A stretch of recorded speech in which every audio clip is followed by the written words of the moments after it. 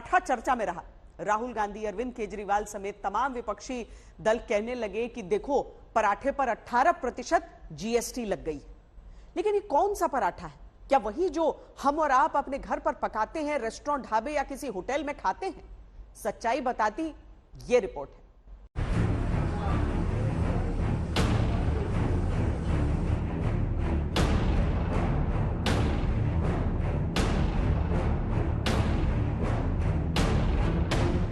आटे से बनती है रोटी और आटे से ही बनता है पराठा।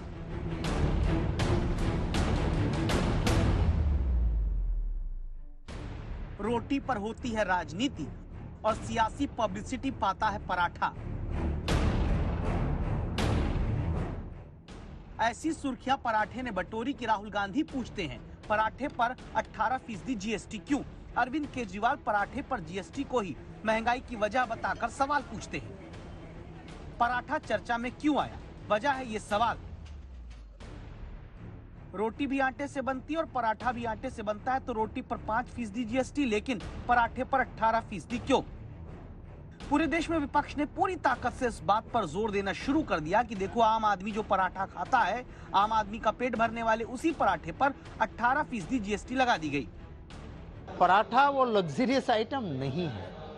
आम नागरिक पराठा खाता है, उस पराठा पे 18% का जीएसटी, मैं मानता हूं इस सरकार अहंकार में अंध हुई है।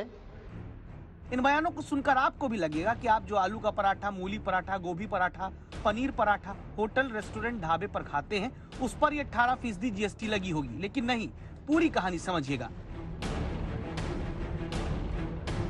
आम पराठा जो आप बाहर कहीं खाते हैं, ये 18% जीएसटी की कहानी उसकी नहीं है, बल्कि फ्रोजन पराठा या कहें रेडी टू कुक वाले पराठे के पैकेट पर 18% जीएसटी लगनी है। अगर पराठे फ्रोजन होंगे तो आपको टैक्स देना पड़ेगा। जी हाँ, ये जो पूरा मामला है, ये पूरा मामला जो है वो गुजरात की appellate authority of advance ruling के जरिए रेडी टू कुक पराठों पर 18% जीएसटी को का जो फैसला है उसे मंजूर किया है।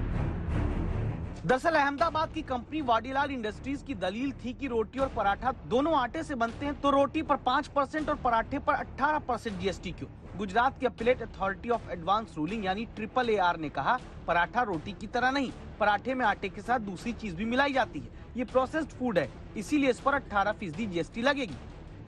रेडी टू कुक पराठे के पैकेट पर 18% जीएसटी की बात हुई है, लेकिन जीएसटी को लेकर सियासत ने ऐसी आंच विवाद की बढ़ाई जिसमें लगा कि सारे पराठे महंगे हो गए हैं।